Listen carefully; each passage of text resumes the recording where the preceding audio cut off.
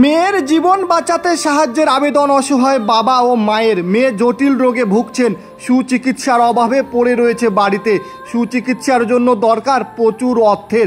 সুচিকিৎসার অভাবে বাড়িতেই কেঁদে কেঁদে বলছেন, মা আমাকে বাঁচাও, বাবা আমাকে বাঁচাও, আমি বাঁচতে চাই, মরতে চাই না। কিন্তু অভাবে সংসারে নুন আনতে পান্তা পুরায়। মেয়ের চিকিৎসার জন্য এতগুলো টাকা কোথায় পাবেন শুনেই হিমশিম পরিবার। তাই তো আপনাদের কাছে মেয়ের জীবন বাঁচাতে সাহায্যের আবেদন অসহায় বাবা ও মায়ের। একদিকে যখন আর্জি করে তিলোত্তমার ন্যায় বিচারের দাবিতে লক্ষ লক্ষ কোটি কোটি মানুষ পথে নেমেছেন, ঠিক সেই সময় চিকিৎসার অভাবে তিলে তিলে মরতে বসেছে ধূপগুড়ির এক ছোট্ট তিলোত্তমা। পরিবারের সদস্যরা আর্জি জানিয়েছে, যেভাবে মানুষ আর্জি করে তিলোত্তমার পাশে দাঁড়িয়েছে, ঠিক একইভাবে কিছু কিছু করে সাহায্য করে যদি আমার মেয়ের পিছনে দাঁড়ায়, তাহলে হয়তো এই ছোট্ট মেয়েটি জীবন ফিরে পাবে। সবেমাত্র 12 বছর বয়স, জীবনের পথ চলা শুরু করেছে। এরই মধ্যে বাধা হয়ে দাঁড়ায় মারণ রোগ। দেখতে শুনতে স্বাভাবিক হলেও এ যে এক মারণ রোগ।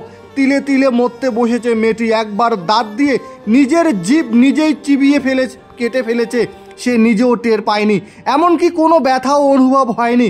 শুনতে অবাক লাগলেও দেখলে আপনিও বিশ্বাস করতে পারবেন না। ধূপগুড়ি মহকুমার ডাউকিমারি ফাঁড়ির চৌহদ্দি বাজার সংলগ্ন এলাকার বাসিন্দা গৌতম সরকারের একমাত্র মেয়ে। ছোট থেকেই জটিল রোগে আক্রান্ত। দেখতে শুনতে স্বাভাবিক হলেও শরীরে সারাক্ষণ চুলকানি থাকায় গোটা শরীর ঘা হয়ে গেছে। এমনকি নিজের জিভ নিজেই কেটে ফেলেছেন অর্ধেক দাঁত দিয়ে। কোনো ব্যথা অনুভব হয়নি। শুনতে অবাক লাগলেও এটাই সত্যি। এ পর্যন্ত বিভিন্ন জায়গায় চিকিৎসা করিয়েও কোনো লাভ হয়নি। পরিবারের সদস্যরা জানায়, ডাক্তার বলেছেন প্লাজমা ট্রান্সফারের কথা। শুনেই হিমশিম হয়ে পড়েছে পরিবার। কি করবেন ভেবেই কুল পাচ্ছেন না। এমতাবস্থায় পরিবারের একমাত্র ভরসা মানুষই। যদি কোনো স্বেচ্ছাসেবী সংস্থা বা সহৃদয় ব্যক্তিরা এই পরিবারটির পাশে এসে দাঁড়ায়, তাহলে হয়তো পরিবারটি উপকৃত হবে, ছোট্ট এই তিলোত্তমাকে বাঁচাতে পারবে। স্ক্রিনে ছোট্ট এই খুদের মায়ের ব্যাংক অ্যাকাউন্ট দেওয়া আছে, আপনারা সাহায্য পাঠাতে পারেন। বলছি, কি সমস্যা দিদি আপনার মেয়ের? ওর তো অনেক সমস্যা, ছোটোবেলার থেকেই অনেক সমস্যা। ওই সমস্যা বলতে প্রচণ্ড হারে চুলকায় শরীরটা, ওই সমস্যাটাই বেশি দেখা দেয়, আর চুলকায় চুলকায় ঘা করে দেয়। আপনি মা হিসেবে কি চাইছেন এখন? মানে ওর চিকিৎসা ব্যবস্থাটা ভালো করে দিতে চাচ্ছি, ওটাই চাচ্ছি। বলছি, এর আগেও তো অনেক জায়গায় চিকিৎসা করিয়েছেন, তো বিপুল বিপুল অনেক হারেই টাকা খরচা হয়েছে, তো এখন কি সমস্যা দাঁড়াচ্ছে আপনাদের চিকিৎসা করাতে গিয়ে? মানে ওর চিকিৎসাতে তো সব শেষ, জমি বাড়ি যেটুকুনি ছিল, এখন ওই যে চিকিৎসার জন্য টাকার দরকার অনেক। হ্যাঁ, চিকিৎসার জন্য টাকা দরকার। আচ্ছা, তো বলছিলাম দিদি, একটা কথা পাশাপাশি দেখা যাচ্ছে যে আরজি করের যে ঘটনাটা, সেটা নিশ্চয়ই শুনেছেন। তো সেখানে একটা মেয়েকে এই যে নৃশংসভাবে হত্যা হয়ে মারা গেল, তার প্রতিবাদে দেশবাসী যেভাবে প্রতিবাদে নেমেছে, তো সেরকমভাবে যদি আপনার মেয়ের পাশে হিসেবে কিছু লোক দাঁড়ায়, তাহলে কতটা উপকার হবে আপনাদের? কি বলবেন এই বিষয়ে? পাশে দাঁড়ালে তো খুবই উপকার হয়। এই বিষয়টা আমি একটু বলি। আচ্ছা, আপনার নাম দিদি? আমার নাম রিঙ্কু রায়। আপনি মা? হ্যাঁ, আমি মা। দাদা, বলছিলাম কি হয়েছে আপনার মেয়ের? আমার মেয়ের যে রোগটা, সেটা হচ্ছে বেঙ্গালোরে নিমান্স হসপিটাল বলছে যে অটোনমিক নিউরোপ্যাথি নামে একটা জটিল ধরনের রোগ, মানে নার্ভের যে রোগটা। মানে ইংল্যান্ডে যে একজন বিজ্ঞানী ছিল, স্টিফেন হকিং, ওনার যে রোগটা ছিল, সেই রোগ। কতদিন ধরে এই সমস্যা? ওর জন্মের পর থেকে। কোথায় কোথায় গিয়েছিলেন? গিয়ে আমরা বেঙ্গালোর গিয়েছিলাম, তারপরে বেঙ্গালোর থেকে সে আমাদের পিজি হসপিটাল, কলকাতা পিজি থেকে বাংলা ইনস্টিটিউট, তারপরে তোমার কলকাতার আর একটা হসপিটাল। কি বলেছে ডাক্তার? কি বলেছে? ডাক্তার বলছে যে এটা জটিল ধরনের রোগ, এই রোগটাকে সারাইতে গেলে ওর প্লাজমা ট্রান্সমিট করতে হবে, রক্তকণিকা। বিপুল পরিমাণ কি একটা অর্থের প্রয়োজন? হ্যাঁ, বিপুল পরিমাণ বলতে মানে আমাদের এই জমি বাড়ি বিক্রি করেও হবে না। কোথায় কোথায় গিয়েছিলেন? কোটি টাকা করে।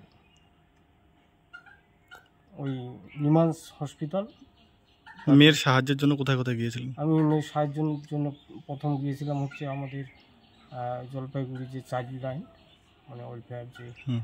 চাইল্ড লাইন, ওইখান থেকে আমাকে সাজেস্ট করে যে তুমি তোমার ব্লকে বিডিওর কাছে যাও। আমি বিডিও সাহেবের কাছে গিয়েছিলাম। বিডিও বলছে যে আমরা তো প্রশাসনিক লেভেলটা দেখি, আপনি ইলেকশনে যারা যেতে জনপ্রতিনিধি, এলাকার জনপ্রতিনিধিরা হ্যাঁ কি বলছেন? ওনার কাছে আমি এখন যাচ্ছি। কি বলছেন ওনারা?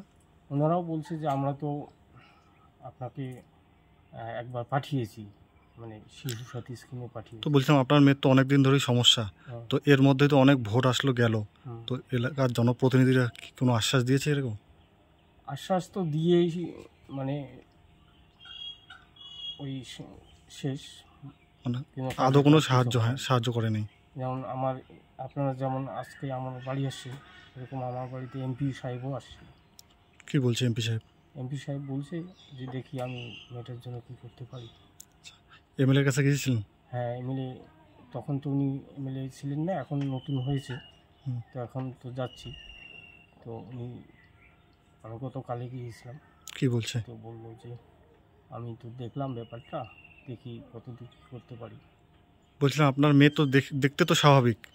হ্যাঁ, দেখতে স্বাভাবিক, কি দেখতে স্বাভাবিক, কিন্তু ওর মানে এসএসকেএম হসপিটালে একটা আইকিউ টেস্ট নামে একটা টেস্ট হয়েছিল, ওর যে ব্রেন টেস্ট, যে স্মৃতিশক্তির বিষয়ে একটা টেস্ট, তাতে রেজাল্ট আবার ব্রিলিয়ান্ট রেজাল্ট আসছে। ওনারা বলছে যে আপনার মেয়েটা কিন্তু জন্মের থেকে একটা প্রতিভা নিয়ে জন্ম নিয়েছে। আচ্ছা।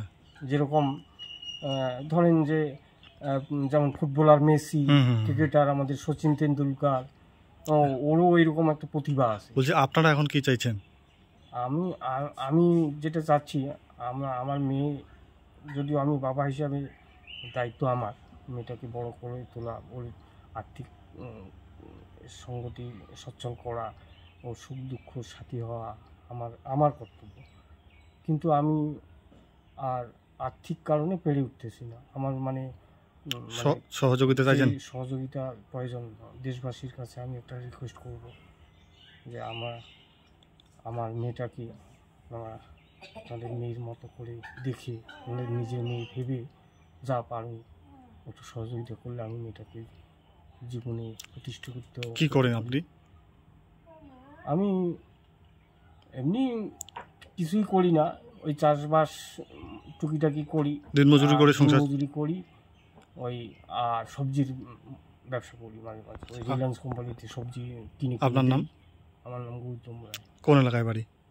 বাড়ি চৌহদ্দি মৌজা, ব্লক দুপুরি, পোস্ট অফিস গাড়িয়াল।